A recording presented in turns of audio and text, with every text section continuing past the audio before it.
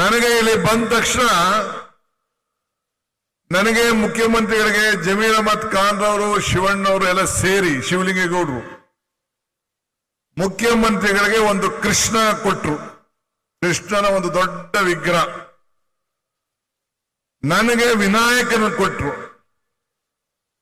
ಕೃಷ್ಣ ಬಹಳ ದೊಡ್ಡ ದೇವರು. ವಿನಾಯಕ ಎಲ್ಲ ವಿಘ್ನಗಳನ್ನ ನಿವಾರಣೆ ಮಾಡುವಂತಹ ವಿನಾಯಕನನ್ನು ನನಗೆ ಕೊಟ್ರು. ವಿದ್ಯಕ್ಕೆ ನಾಯಕ ವಿನಾಯಕನು ಕೂಡ. ಸೊ ಅದಕ್ಕೆ ಅವರಿಗೆ ನಾನು ಅಭಿನಂದನೆಗಳನ್ನ ಧನ್ಯವಾದಗಳನ್ನ ಅರ್ಪಿಸಲಿಕ್ಕೆ ನಾನು ಬಯಸ್ತಾ ಇದ್ದೇನೆ. ನಮ್ಮ ಹಳ್ಳಿಲಿ ಒಂದು ಮಾತು ಹೇಳ್ತಾರೆ, ನೇಗಿಲು ಉಳಿದೆ, ನೇಗಿಲನ್ನ ಉಳಿಲಿಲ್ಲ ಅಂದ್ರೆ ಯಾವ ಭೂಮಿನೂ ಫಲ ಕೊಡುವುದಿಲ್ಲ. ಹಂಗೆ ಇವತ್ತು ಏನು ಕನಸನ್ನ ಕಂಡು ಡಿ.ಕೆ. ಸುರೇಶ್ ಮತ್ತು ಶಿವಣ್ಣವರು ಈ ಭಾಗದ ಜನರ ಋಣವನ್ನು ತೀರಿಸಬೇಕು, ಈ ಭಾಗದ ಜನರಿಗೆ ಇತಿಹಾಸವನ್ನ ಸೃಷ್ಟಿ ಮಾಡುವಂತ ಒಂದು ಕಾರ್ಯಕ್ರಮವನ್ನು ರೂಪಿಸಬೇಕು. ಬರೀ ಕನಸು ಕಾಣದ್ರೆ ಸಾಲದು, ಆ ಕನಸನ್ನ ಕಾರ್ಯರೂಪಕ್ಕೆ ತರಬೇಕು ಅಂತ ಹೇಳಿ ಏನು ಸಂಕಲ್ಪವನ್ನು ಮಾಡಿದ್ರು. ಆ ಸಂಕಲ್ಪಕ್ಕೆ ಇವತ್ತು ಸಿದ್ದರಾಮಯ್ಯನವರ ನೇತೃತ್ವದ ಸರ್ಕಾರ, ನಾನು ನಮ್ಮ ಪರಮೇಶ್ವರ್ ಅವರು, ನಮ್ಮ ಕ್ಯಾಬಿನೆಟ್ ಮಿನಿಸ್ಟರ್ಸ್ ನಾವೆಲ್ಲ ಸೇರಿ ಮುಖ್ಯಮಂತ್ರಿಗಳ ನೇತೃತ್ವದಲ್ಲಿ ಈ ಒಂದು ಐತಿಹಾಸಿಕವಾದಂತಹ ಶಿಲಾನ್ಯಾಸವನ್ನು ಮಾಡಿದ್ದೇವೆ. ಬಾಬಾ ಸಾಹೇಬ್ ಅಂಬೇಡ್ಕರ್ ಅವರು ಹೇಳ್ತಾರೆ, ಇತಿಹಾಸ ಮರ್ತವನು ಇತಿಹಾಸವನ್ನು ಸೃಷ್ಟಿ ಮಾಡಲಿಕ್ಕೆ ಸಾಧ್ಯ ಇಲ್ಲ ಅಂತೇಳಿ. ಹಂಗೆ ಇವತ್ತು ನಿಮ್ಮ ಸ್ಥಳೀಯ ಮುಖಂಡಗಳಾದಂತಹ ಶಿವಣ್ಣವರು ಮತ್ತು ಡಿ.ಕೆ. ಸುರೇಶ್ ಅವರು ಸುಮಾರು 2,000 ಕೋಟಿ ರೂಪಾಯಿ ಯೋಜನೆ, ಮೊದಲನೇ ಯೋಜನೆ 1,000 ಕೋಟಿ ರೂಪಾಯಿ, ಈ ಬೃಹತ್ ಅಂತಾರಾಷ್ಟ್ರೀಯ ಕ್ರೀಡಾ ಗ್ರಾಮವನ್ನ ಇಲ್ಲಿ ಕಟ್ಟಿ ಈ ಭಾಗದ ರೈತರು ಯಾರು ಭೂಮಿಯನ್ನು ಕಳ್ಕೊಂಡಿದ್ರು, ಯಾರು ಇಲ್ಲಿ ವಾಸ ಮಾಡಬೇಕು ಅಂತ ಬಂದಿದ್ದಾರೆ, ಅವರೆಲ್ಲರಿಗೂ ಕೂಡ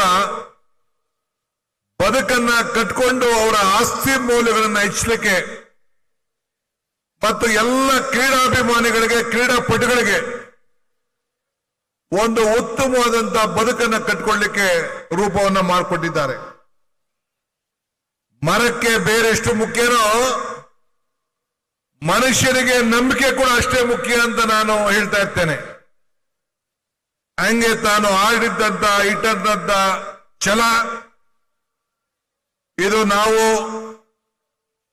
ಏನಾರು ಮಾಡಿ ಸಾಧ್ಯನ ಮಾಡೇ ಮಾಡ್ತೀವಿ ಅಂತೇಳಿ ನಮ್ಮ ನಾಗರಾಜ್ ಅವರು ಮತ್ತು ಅವರೆಲ್ಲ ಸ್ನೇಹಿತರುಗಳು ರೈತ ಹತ್ರ ಮನವರಿಕೆಯನ್ನು ಮಾಡಿ ರೈತರಿಗೆ ಹೇಳಿ ಡಿ.ಕೆ. ಸುರೇಶ್ನ ನಂಬಿ, ಶಿವಣ್ಣವ್ರನ್ನ ನಂಬಿ, ಕಾಂಗ್ರೆಸ್ ಸರ್ಕಾರ ನಂಬಿ ನಿಮ್ಮ ಭವಿಷ್ಯವನ್ನ ಹಾಳು ಮಾಡುವುದಿಲ್ಲ ಅಂತ ಹೇಳಿ ನಿಮ್ಮ ಹತ್ರ ಜಮೀನ್ದಾರರಿಗೆ ಮನವಿಯನ್ನ ಮಾಡಿ ಇವತ್ತು ಈ ಒಂದು ಇತಿಹಾಸ ಪುಟ ಪ್ರಾರಂಭ ಆಗಿದೆ. ಬೇರುವಿಲ್ಲ ಆದರೆ ಮರ ಉಳಿಯುವುದಿಲ್ಲ, ನಂಬಿಕೆ ಇಲ್ಲ ಅಂದ್ರೆ ಸಂಬಂಧಗಳು ಉಳಿಯುವುದಿಲ್ಲ. ಹಂಗೆ ಯಾರು ಜಮೀನನ್ನ ಕಳ್ಕೊಂಡಿದ್ದಾರೆ ಅವನಿಗೂ ಸಂಬಂಧ ಇರಬೇಕು, ಇಲ್ಲಿ ಅಭಿವೃದ್ಧಿನೂ ಆಗ್ಬೇಕು, ತಾನೂ ಬದುಕಬೇಕು ಅಂತ ತೀರ್ಮಾನ ಇವತ್ತು ನಮ್ಮ ಸರ್ಕಾರ ಇವತ್ತು ಮಾಡಿದೆ. ನಾಳೆ ಏನು ಅನ್ನೋದು ನಮ್ಗೆ ಯಾರಿಗೂ ಗೊತ್ತಿಲ್ಲ. ನಿನ್ನೆ ಏನಾಯ್ತು ಅನ್ನೋದು ಚರ್ಚೆ ಮಾಡುತ್ತಲ್ಲ ಅವಶ್ಯಕತೆ ಇಲ್ಲ. ಇವತ್ತು ಏನಿದೆ ನಮ್ಮ ಕೈಯಲ್ಲಿ ಅನ್ನೋದನ್ನ ಚೆನ್ನಾಗಿ ನಾವು ಬಳಸ್ಕೊಳ್ಬೇಕು. ಅದಕ್ಕೆ ಸಿದ್ದರಾಮಯ್ಯನ ನೇತೃತ್ವದ ಸರ್ಕಾರ ನಾವೆಲ್ಲ ಸೇರ್ಕೊಂಡು ಬೆಂಗಳೂರು ನಗರಕ್ಕೆ ಒಂದು ಹೊಸ ಕೊಡುಗೆಯನ್ನು ಕೊಡಬೇಕು. ಬೆಂಗಳೂರಿನಲ್ಲಿ ಟ್ರಾಫಿಕ್ ದಟ್ಟಣೆಯನ್ನ ಕಡಿಮೆ ಮಾಡಬೇಕು.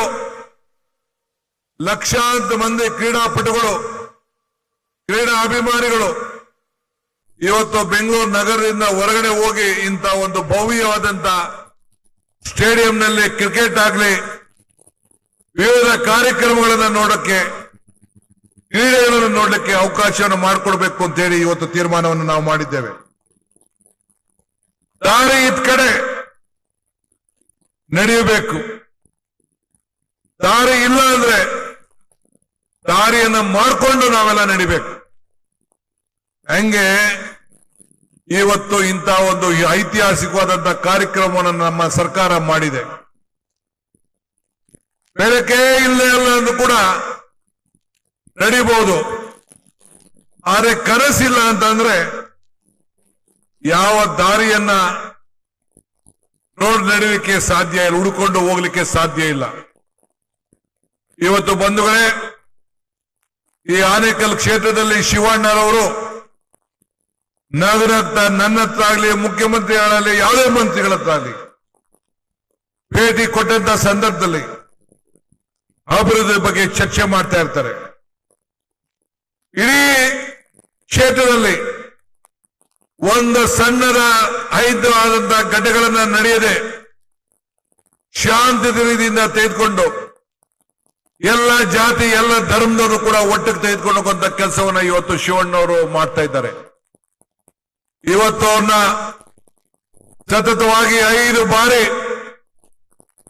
ಅವ್ರನ್ನ ಚುನಾವಣೆಯಲ್ಲಿ ಸ್ಪರ್ಧೆಗೆ ನಾವು ಅವಕಾಶವನ್ನು ಮಾಡಿಕೊಟ್ಟು, ನಾನು ಬಂಗಾರಪ್ಪನವರ ಸಂಪುಟದಲ್ಲಿ ಮಂತ್ರಿ ಆಗಿದ್ದಾಗ ನಾನು ಯೂತ್ ಕಾಂಗ್ರೆಸ್ ಜಿಲ್ಲಾ ಅಧ್ಯಕ್ಷ, ನಮ್ಮ ಶಿವಣ್ಣ NSU ಪ್ರೆಸಿಡೆಂಟ್. ಆ ವಿದ್ಯಾರ್ಥಿ ಒಬ್ಬ ನಾಯಕನಾಗಿದ್ಕೊಂಡು ನಿಮ್ಮ ಜನರ ಸೇವೆಯನ್ನ ಮಾಡಿ ಅವತ್ತು ಏನಾದ್ರು ಖರ್ಗೆ ಸಾಹೇಬರು ಅವ್ರನ್ನ ಮಾದೇವಪುರಕ್ಕೆ ಕಳಿಸಲಿಲ್ಲ ಅಂದ್ರೆ ಅವತ್ತು ಕೂಡ ಆನೇಕಲ್ಲಲ್ಲೇ ಶಾಸಕರಾಗಿ ಆಯ್ಕೆ ಆಯ್ತಿದ್ದು. ಅದು ಬಿಟ್ರೆ ನೀವೆಲ್ಲ ಸೇರಿ ಇಂಥ ಒಬ್ಬ ಶಾಸಕರನ್ನ ಆಯ್ಕೆ ಮಾಡಿರೋದಕ್ಕೆ ನಿಮ್ಮೆಲ್ಲರೂ ಕೂಡ ನಾನು ಸರ್ಕಾರದ ಪರವಾಗಿ, ಪಕ್ಷದ ಪರವಾಗಿ ನಾನು ಅಭಿನಂದನೆ ಸಲ್ಲಿಸಲೇಬೇಕಾಗ್ತದೆ. ಇವತ್ತು ನಮ್ಮ ಜಮೀರ್ ಅಹಮದ್ ಖಾನ್ ರವರು, ಶಿವಲಿಂಗೇಗೌಡರು ಇಬ್ರು ಜೊತೆ ಸೇರಿ ನಮ್ಮ ಹೌಸಿಂಗ್ ಬೋರ್ಡ್ ಇಲಾಖೆ ಮತ್ತು ನಮ್ಮ ಈ ಒಂದು ವಸತಿ ಇಲಾಖೆಯ ಎಲ್ಲ ಅಧಿಕಾರಿಗಳನ್ನ ವಿಶ್ವಾಸಕ್ಕೆ ತೆಗೆದುಕೊಂಡು ಇದು ಇತಿಹಾಸ ಪುಟಕ್ಕೆ ಸೇರುವಂತ ಯೋಜನೆಯನ್ನು ಹಾಕಿದ್ದಾರೆ. ನಾನು ಆಗಾಗ ಒಂದು ಮಾತು ಹೇಳ್ತಾ ಇರ್ತೇನೆ, ತಮ್ಗೆಲ್ಲ ನೆನಪಿರ್ಬೋದು. ಮನುಷ್ಯನ ಹುಟ್ಟು ಆಕಸ್ಮಿಕವಾದ್ದು, ಸಾವು ಅನಿವಾರ್ಯ, ಜನನ ಉಚಿತ, ಮರಣ ಖಚಿತ ಅಂತ. ಈ ಹುಟ್ಟು ಸಾವಿನ ಮಧ್ಯದಲ್ಲಿ ನಾವೇನ್ ಮಾಡ್ತೀವಿ ಅನ್ನೋದು ಬಹಳ ಮುಖ್ಯ. ಹಂಗೆ ನಾವು ಯಾರು ಬದುಕಿರ್ಲಿಕ್ಕೆ ಸಾಧ್ಯ ಇಲ್ಲ. ಆದ್ರೆ ಇವತ್ತು ಏನು ಈ ಸ್ಟೇಡಿಯಂ ಅನ್ನು ನಾವಿಲ್ಲಿ ಕಟ್ಟಿದ್ದೇವೆ, ಏನು ಈ ಶುಭ ಗಳಿಗೆಯಲ್ಲಿ ಪೂಜೆ ಮಾಡಿದ್ದೇವೆ, ಬಸವ ಮನೆ ಬಿಟ್ಟ ಗಳಿಗೆಯಲ್ಲಿ, ಯೇಸು ಕ್ರಿಸ್ತನು ಶಿಲುಬೆಗೇರಿದ ಗಳಿಗೆಯಲ್ಲಿ, ಭೀಮಾ ಬಾಯಿರವರು ಅಂಬೇಡ್ಕರ್ ಅವರಿಗೆ ಜನ್ಮ ಕೊಟ್ಟಂತ ಗಳಿಗೆಯಲ್ಲಿ, ಕೆಂಗಲ್ ಹನುಮಂತಯ್ಯನವರು ವಿಧಾನಸೌಧ ಕಟ್ಟಂತ ಗಳಿಗೆಯಲ್ಲಿ, ಇಂಥ ಪವಿತ್ರವಾದಂತಹ ಗಳಿಗೆಯಲ್ಲಿ ನಾನು, ಸಿದ್ದರಾಮಯ್ಯನವರು, DK ಸುರೇಶ್ ಅವರು, ಪರಮೇಶ್ವರ್ ಅವರು, ಜಮೀರ್ ಅಹಮದ್ ಖಾನ್ ಅವರು, ಶಿವಲಿಂಗೇಗೌಡರು ನಾವೆಲ್ಲ ಬಂದು ಬಹಳ ಸಂತೋಷದಿಂದ ಈ ಭೂಮಿ ಪೂಜೆಯನ್ನು ಮಾಡಿ ಈ ಬೆಂಗಳೂರು ನಗರದ ಜನತೆಗೆ, ಕ್ರೀಡಾ ಅಭಿಮಾನಿಗಳಿಗೆ ಒಂದು ಶಾಶ್ವತವಾದಂತಹ ಸಾಕ್ಷಿ ಗುಡ್ಡೆಯನ್ನ ನಾವು ಇವತ್ತು ಬಿಟ್ಟು ಹೋಗ್ತಾ ಇದ್ದೇವೆ. ಇದು ನಮಗೆ ಬಹಳ ಸಂತೋಷ ಬಂದಿದೆ. ಈ ಇಡೀ ರಾಜ್ಯದಲ್ಲೇ ನಮ್ಮ 6ನೇ ಗ್ಯಾರಂಟಿ, ಭೂ ಗ್ಯಾರಂಟಿ, ಹೌಸಿಂಗ್ ಬೋರ್ಡು, ನಮ್ಮ ಹೌಸಿಂಗ್ ಇಲಾಖೆ, ವಸತಿ ಇಲಾಖೆ ಒಂದು ಕ್ರಾಂತಿಕಾರಿ ಬದಲಾವಣೆಯನ್ನ ಮಾಡ್ಕೊಂಡು ಬರ್ತಾ ಇದೆ. ಸೂರು ಇಲ್ಲದವ್ರಿಗೆ ಸೂರು ಕೊಡುವಂಥದ್ದು, ದಾಖಲೆ ಇಲ್ಲದವ್ರಿಗೆ ದಾಖಲೆ ಕೊಡುವಂಥದ್ದು, ಅವನ ಆಸ್ತಿಗಳಿಗೆ ಅಚ್ಚುಕಟ್ಟಾಗಿ ವ್ಯವಸ್ಥೆಯನ್ನ ಮಾಡಿಕೊಡುವಂತ ಕೆಲಸವನ್ನ ಇವತ್ತು ನಾವು ಕೊಟ್ಟು ಹೋಗ್ತಾ ಇದ್ದೇವೆ. ಹೆಂಗೆ ದೇವರು ನಮ್ಗೆ ಕೊಟ್ಟೋಗಿರೋದು 2 ಆಯ್ಕೆ, ಒಂದ್ ಕೊಟ್ಟೋಗು ಒಂದ್ ಬಿಟ್ಟೋಗು. ಹಂಗೆ ಕೊಡುವಂತ ಕೆಲಸ, ಬಿಡುವಂತ ಕೆಲಸ ಎರಡು ಕೂಡ ಮಾಡಿ ಕೊಟ್ಟ ಮಾತನ್ನ ಇವತ್ತು ನಾವು ಉಳಿಸ್ಕೊಂಡು ನಿಮ್ಮ ಸೇವೆಯನ್ನ ಮಾಡ್ತಾ ಇದ್ದೇವೆ. ಇಡೀ ರಾಜ್ಯದಲ್ಲಿ ನಾವೇನು 6 ಗ್ಯಾರಂಟಿಗಳನ್ನು ಈಗಾಗಲೇ ಕೊಟ್ಟಿದ್ದೇವೆ. ಇಡೀ ನಮ್ಮ ಸುರೇಶ್ ಅವರು ಮತ್ತು ಏನು ನಮ್ಮ ಶಿವಣ್ಣವರ ಮುಖಂಡತ್ವದಲ್ಲಿ ಇಡೀ ಕಾವೇರಿ ನೀರನ್ನು ಒದಗಿಸ್ಕೊಡ್ಬೇಕು ಅಂತೇಳಿ ಅವರ ಹೋರಾಟ, ಅವರ ಚಿಂತನೆ. ಅದಕ್ಕೂ ಕೂಡ ಈಗಾಗಲೇ ನೀರನ್ನು ಒದಗಿಸ್ಕೊಟ್ಟು ನೀವೆಲ್ಲ ಭೂಮಿ ಕಳ್ಕೊಂಡಿದ್ದೀರಿ, ಆಸ್ತಿ ಕಳ್ಕೊಂಡಿದ್ದೀರಿ, ಹೊರಗಡೆಯಿಂದ ಬದುಕ್ತಾ ಇದ್ದೀರಿ. ನಿಮ್ಮೆಲ್ಲರೂ ಕೂಡ ಪಕ್ಕದಲ್ಲೇ ಉದ್ಯೋಗ, ಪಕ್ಕದಲ್ಲೇ ಈ ಕ್ರೀಡಾ ಭವನ, ಪಕ್ಕದಲ್ಲೇ ಸ್ಟೇಡಿಯಮ್ಮು, ನಿಮ್ಮ ಮನೆ ಬಾಗಿಲಿಗೆ ಕಾವೇರಿ ನೀರನ್ನ ಕೊಡಿಸುವಂತ ಕೆಲಸ ಈ ಸರ್ಕಾರ ಮಾಡ್ತದೆ ಅನ್ನೋ ಮಾತನ್ನ ಈ ಸಂದರ್ಭದಲ್ಲಿ ಹೇಳಲಿಕ್ಕೆ ನಾನು ಬಯಸ್ತಾ ಇದ್ದೇನೆ. ನಾನು ಎತ್ತಿಗೆ ಮಾತಾಡಕ್ ಹೋಗುದಿಲ್ಲ. ನಮ್ಮ ನಿಮ್ಮ ಸಂಬಂಧ ಭಕ್ತಂಗೂ ಭಗವಂತನಿಗಿರುವಂತ ಸಂಬಂಧ. ನೀವೆಲ್ಲ ನಮ್ಮ ಮತದಾರರು, ನಮ್ಮ ದೇವರುಗಳಿದ್ದಂಗೆ. ನಿಮ್ಮ ಮೇಲೆ ಆತ್ಮವಿಶ್ವಾಸ ಪ್ರೀತಿಯಿಂದ ಇದ್ದು ಎಲ್ಲ ಕಷ್ಟಕಾಲದಲ್ಲೂ ಕೂಡ ನೀವು ನಮ್ಮ ಜೊತೆಯಲ್ಲಿ ಇದ್ದು ನಮ್ಗೆ ಆಶೀರ್ವಾದವನ್ನು ಮಾಡಿಕೊಂಡು ನೀವು ಬಂದಿದ್ದೀರಿ.